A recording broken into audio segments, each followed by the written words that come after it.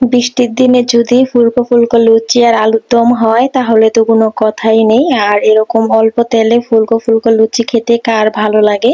আমার কাছে তো অনেক ভালো লাগে। তাই তো বৃষ্টির সময় লুচি আর আলুর দম বানাই নিলাম। অনেক মজার ছিল এই লুচি আর আলুর দমটা।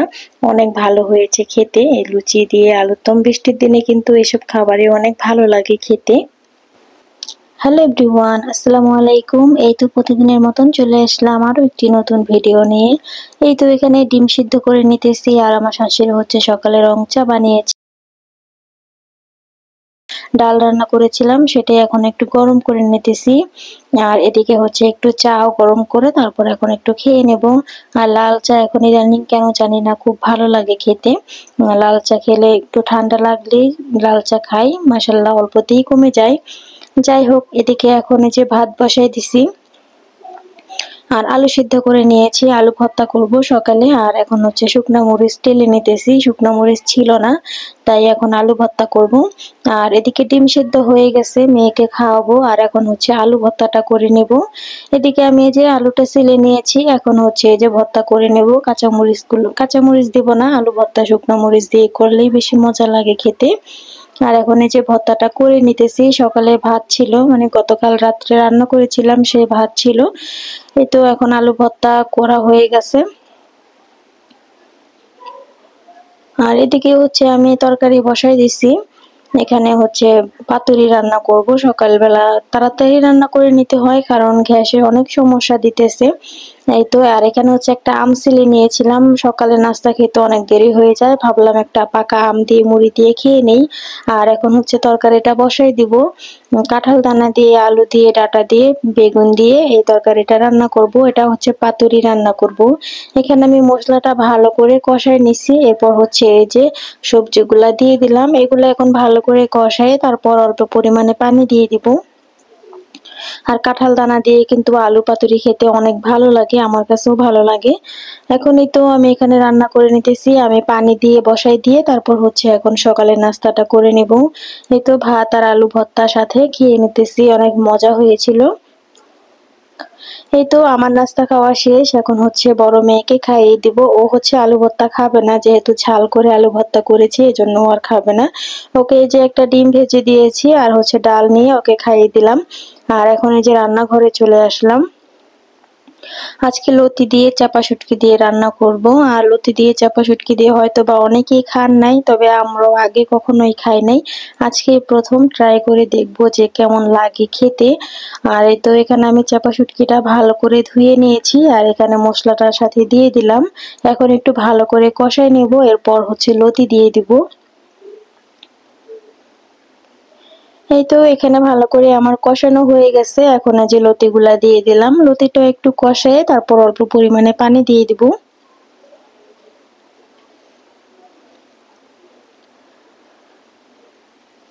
আর এই তো এদিকে কষায় পানি দিয়েছি, তারপর লতিটা হয়ে গেছে। এখানে এই যে দেখতেই পারছেন। আর চাপা শুটকি দিয়ে লতি খেতে তেমন একটা ভালো লাগে না আহামরি, আবার খারাপও লাগেনি, মোটামুটি লেগেছে। আর এদিকে হচ্ছে আজকে পাঙ্গাস মাছ রান্না করব। পাঙ্গাস মাছটা হচ্ছে পেঁয়াজ দিয়ে একদম ভেঙে তারপর রান্না করব।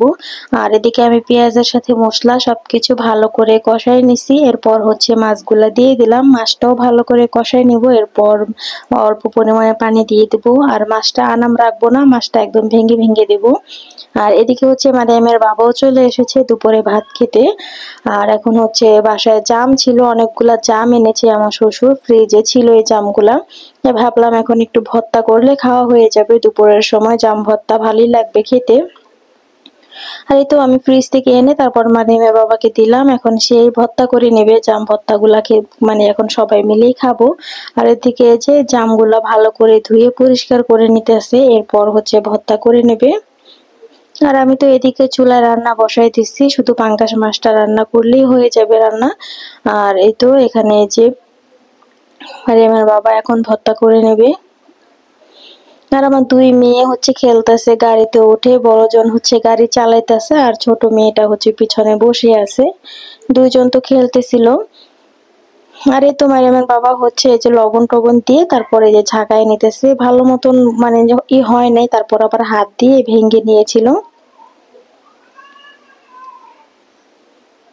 আর এদিকে হচ্ছে আমার পাঙ্গাস মাছ রান্নাটা হয়ে গেছে, মানে একদম পুরো ভেঙে রান্না করেছি। এভাবে রান্না করলেও কিন্তু অনেক মজা লাগে খেতে।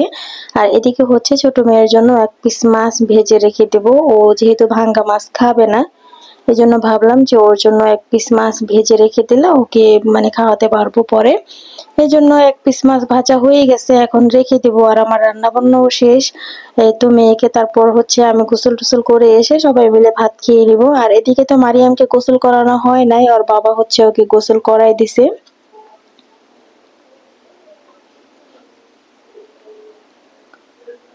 আর আমি হচ্ছে ঘর পুরা গুছাই নিছি, ঘর দুয়ার গুছাই তারপর হচ্ছে গোসল করতে যাব।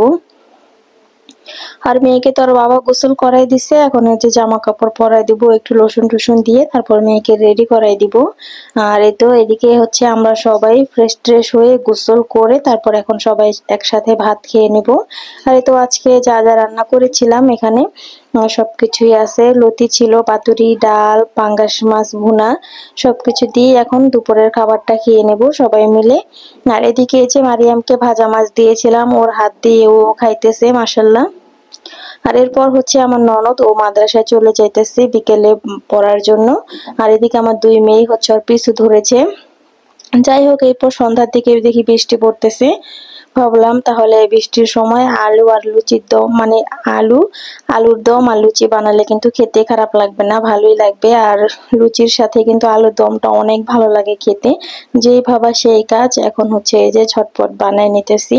আর আমার ননদ তো পরে চলে আসছে, ও আমার সাথে আছে, বললো যে ভাবি বানাও, আমার কাছে অনেক ভালো লাগে খেতে। এরপরে যে দুইজনে মিলে তারপর এখন এই যে বানাই নিতেছি। এখানে আমি ময়দাটা একদম প্রথমে মেখে নিতেছি। এখানে যে ময়দা, লবণ সবকিছু দিয়ে তেল দিয়েছি সাথে, আবার মেখে কিছুক্ষণ রেখে দিব। এরপর হচ্ছে আলুর দমটা বানাই নিব। এই তো আমি ময়দা নিয়েছি 2 কাপের মতন, তারপর হচ্ছে যে তেল নিলাম আর হচ্ছে লবণ পরিমাণ মতন নিয়ে হালকা গরম পানি দিয়ে তারপর এটাকে ভালো করে মেখে নেব। আর এই তো এখানে মাখানো হয়ে গেছে, এরপর লুচিগুলা বানাই নিতেছি ছোট ছোট করে।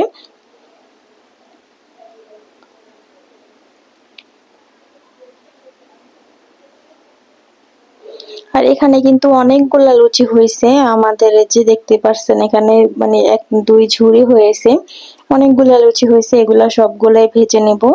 আর এক চুলায় তো আমি আলুটা সেদ্ধ করে তারপর হচ্ছে আলুর দম বানাই নিছি। এক একজনে এক এক ভাবে বানায়, কেউ শুকনো মরিচ দিয়ে আলুর দম বানায়, আবার কেউ মশলা দিয়ে বানায়।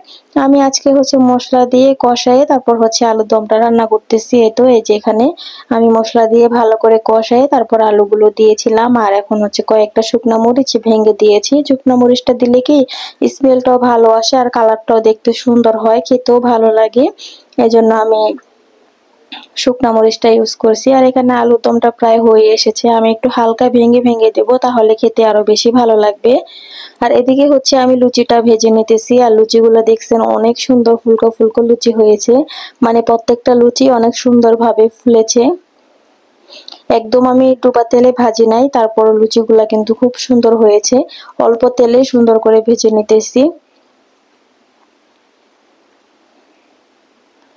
আর এই তো এখানে হচ্ছে আমার লুচি বানানো হয়ে গেছে, বড় বোলের পুরো 1 বোল লুচি হয়েছে। আর হচ্ছে সাথে আলুর দম ছিল। আমার সবকিছুই রান্না কমপ্লিট হয়ে গেছে, লুচিটাও হয়ে গেছে আর আলুর দম হয়ে গেছে। আর এখন হচ্ছে সবাই মিলে খেয়ে নেব। আর এই বৃষ্টির সময় লুচি আলুর দম কার কার ভালো লাগে অবশ্যই কমেন্টে জানাবেন। আমাদের তো অনেক ভালো লাগে লুচি আর আলুর দম খেতে, আমি মাঝে মধ্যে এটা বানাই।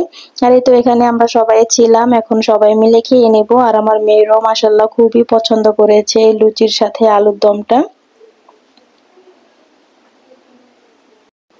এই তো এখন আমিও খেয়ে নিতেছি। আর লুচিটা আসলে খুব মজার ছিল। আজকের ভিডিওটা এ পর্যন্ত। যদি ভালো লেগে থাকে অবশ্যই লাইক, কমেন্ট আর সাবস্ক্রাইব করে দেবেন। হাফেজ।